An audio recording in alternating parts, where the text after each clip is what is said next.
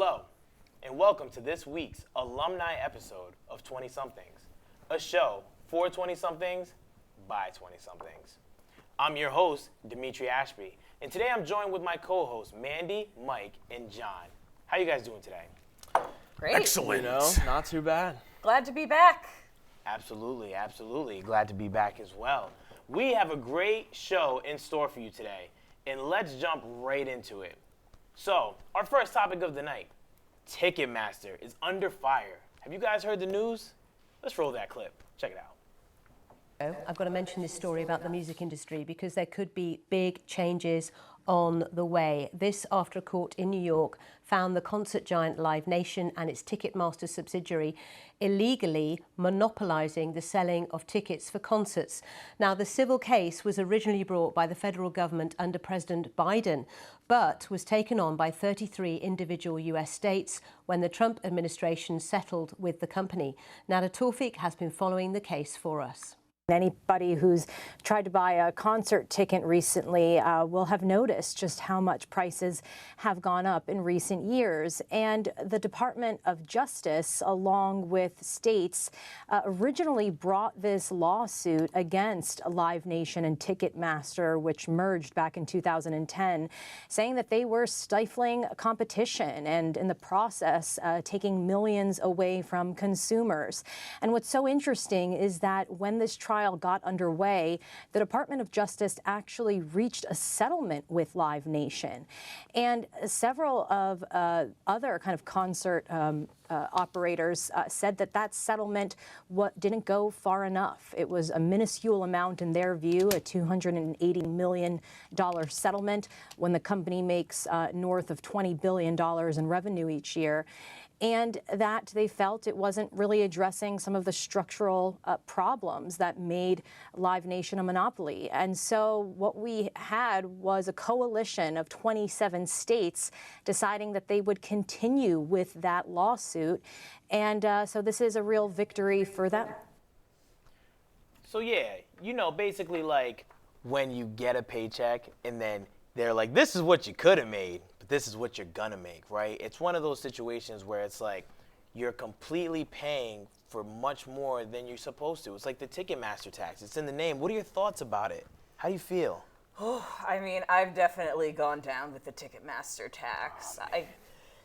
It hurts. I mean, I think, on top of your Ticketmaster fees, you also have a venue fee usually when you're buying a ticket. So by the time that you actually buy your tickets, it's mostly fees.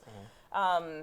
And I found that the best way to get around that is to buy directly from the venue. Pro tip, that's how I got tickets last summer. You just buy directly from the venue and you can write that avoid down, those write fees. that down, write that down. But that's not always an option, I think it's no surprise to me that it's become a monopoly. Absolutely, and I think the most difficult part about this is, right, we're all trying to have an experience, right, and it's all these like after-tax things. It's like you don't want to pay for something and then pay for more, and then everyone's just kind of siphoning through it. Like, I mean, especially like what is that like when you're just trying to watch a show and you're in school, what are you thinking? It's rough out there. I mean, like, honestly, just to get a ticket to a concert that I want to just enjoy, like I gotta put like a down payment on it. It's honestly kind of crazy. It's like, why am I spending all this money to just watch something that honestly I could even watch on YouTube further? I don't know. I know it's a completely different experience, now that I know we were talking about this before, but like concerts now are more of like not just a concert, they're a whole experience, like you were saying. Yeah, so I feel like you're getting more for what you're paying, but I think the price is, like we said, way too far up. Yeah, I mean, I just watched Biebercella. I'm not gonna lie to you, exactly. and I had a grand dandy time from the comfort of my bedroom, just like looking at it at 2 a.m. I mean, have you gone to any concerts recently? Have you seen anything, or what are your thoughts about this? How are you feeling? So here's the truth. I'm John Dean, and I really don't go to many concerts. They're kind of like an event. They're so intense for me. I look like this. It's Monday, and I am so tired. And you can only imagine what I'm like at a concert. But I will say, when I do try to get concert tickets, for example, I've been trying to get Jesse Wells tickets for the longest time, and Ticketmaster makes it like impossible to get one, and then they raise the price to like $150. So What I will say is that I'm broke. I think there's also not just the investment in the money that you're spending. Like you said about trying to get those Noah-Con tickets, you're saying trying to get those tickets. There's an investment of time that you're making. You know, when there's only this one place you can get it from, you're stuck in that Ticketmaster queue. We've all been there. 2 hours sometimes. You're investing your time and then having to pay more than you were expecting. But now it's like the sunk cost fallacy. You're so far in it that you just have to see it through, and you're going to pay those prices because now it's a reward for waiting. Yeah, I mean, previous episodes ago, I talked about my Noah-Con experience, and So they know.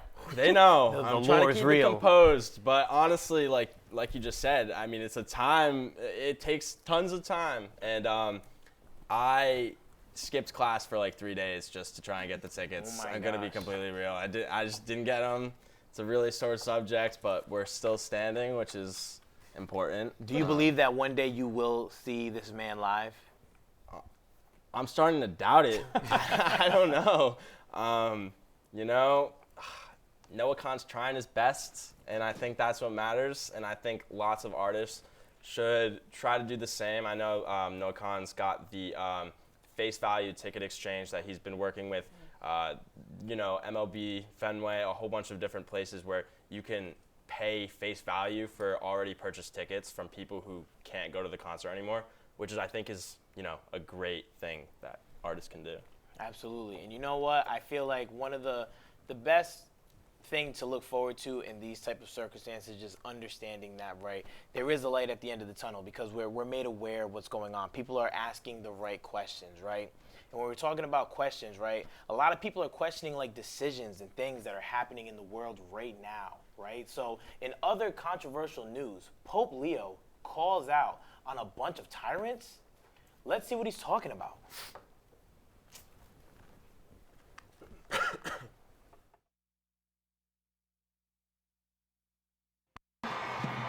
It was a particularly strident message, even compared to other recent remarks of his. On his second day in Cameroon, Pope Leo held an interfaith service in Bamenda, the city at the epicenter of the country's Anglophone separatist conflict, where he didn't hold back. Woe to those who manipulate religion in the very name of God for their own military, economic, or political gain, dragging that which is sacred into darkness and filth.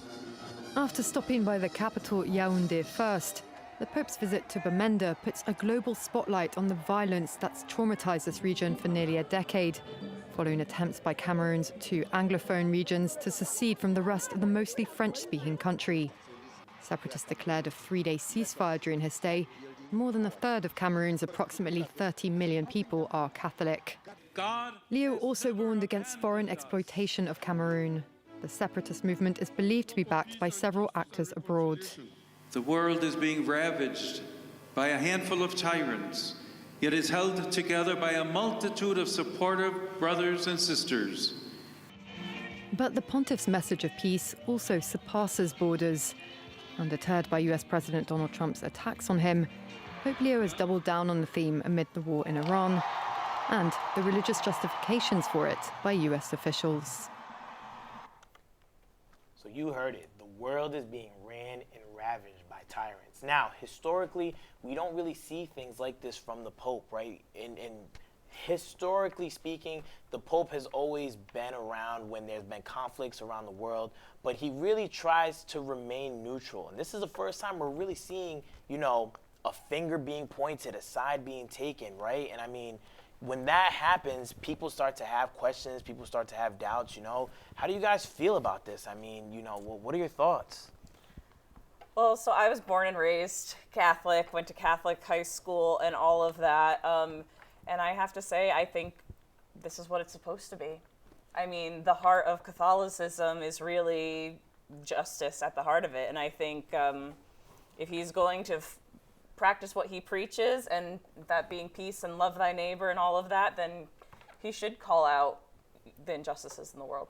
Feel that, you know? And I mean, again, it's one of those things where it's like, you know, Jesus himself in the Bible, he went to church one time and he destroyed that church, man. They were selling items and he walked in there. He said, "Not in my Father's house." So I know what you mean, right? And I think, like, are we at a point right now where this is just the way that it has to be? Like, should we have these people kind of like telling us what sides we should be picking? And like, what are your thoughts? What do you guys think? Honestly, I think with the way the world's moving in the direction, I think sides have pretty much been predetermined at this point, and it's kind of sad that that's the truth. I read up on this a little bit, and there was newer news articles saying that the Pope wasn't directing this at Donald Trump, where I tend to beg differ. I kind of could see what he was stating and talking about. Like, I literally wrote that quote down because that was one thing I wanted to hit on.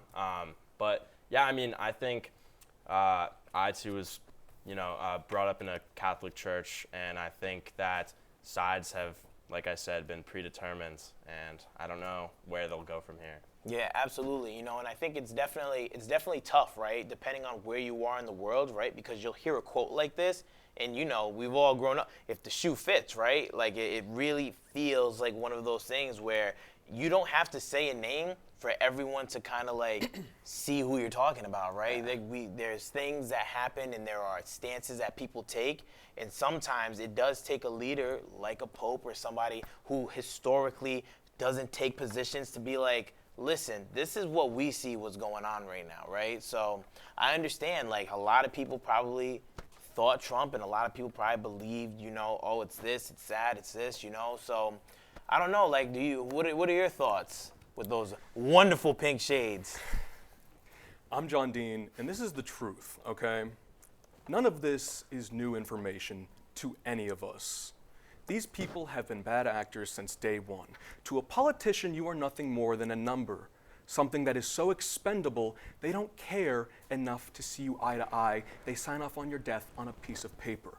The Pope shouldn't have to tell you that killing men, women, and children who have nothing to do with any of these wars is wrong. If you can't understand that, perhaps you need higher guidance from the Pope himself. And if that offends you, I'm not sure if there's any God in any religion that will ever be able to salvage your soul. John. And my shoes light up.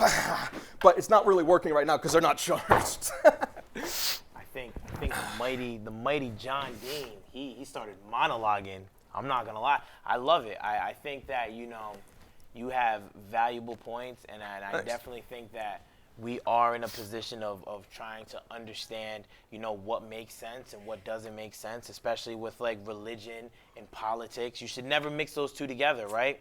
But religion and politics are all about what's going on right now. They say don't talk about it, but this is the only thing that's being talked about, and it's because the religious leaders are taking political stances, and the politicians think that they have religious influence. Like, for example, right, our final topic of tonight. Last week, President Donald Trump himself posted an AI photo depicting himself as Jesus. The photo immediately caused backlash. Let's take a look. We asked the president about the latest controversy to land on his doorstep.